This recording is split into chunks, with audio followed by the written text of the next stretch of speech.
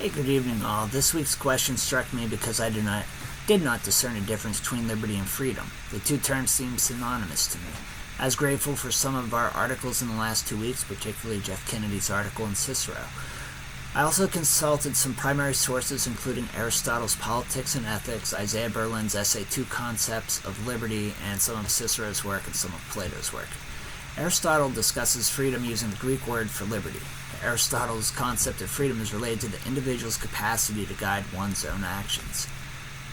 Rational self-direction or self-determination. Aristotle discusses his concept in terms of natural slavery and democracy. Plato adds to the concept of liberty by discussing it as self-control. He idealizes his concept in relation to societal governance, doing what one ought to do, rather than simply doing what one wants. Excuse me. Plato's ideas on freedom seem to me to be closely associated with controlling one's internal self. He also discusses freedom as it relates to the pursuit of knowledge and understanding. Plato's idea of liberty is controlling the inner person, freedom of thought, and how you can control your attitudes and your actions. This concept made me think of the Apostle Paul, who can be happy in any circumstance. He can be rich, he can be poor, he can be sick, he can be well. It also made me think of Louis Zamperini from Unbroken, who had no control over any aspect of his imprisonment under the Japanese, but inside his own head. He could not control how he was treated or abused. This concept certainly made me consider non-domination versus non-interference. He was completely physically dominated, but he had liberty in a singular aspect. In his article, G. Kennedy examines Cicero's political philosophy.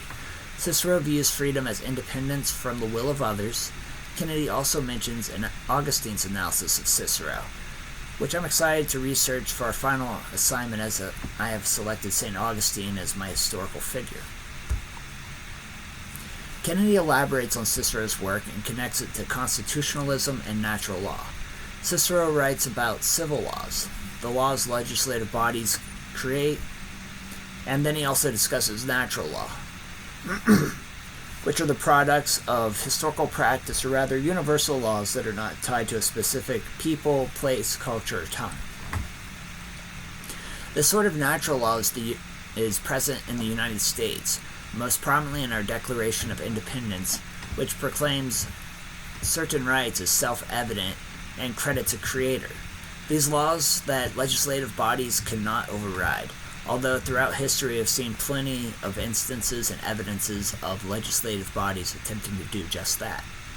The discussion of natural law, the law that is universal, laws that are innate to human beings and seem to survive from culture to culture despite the many obvious surface level and even deep level differences between cultures based on political beliefs, ideology, and religion.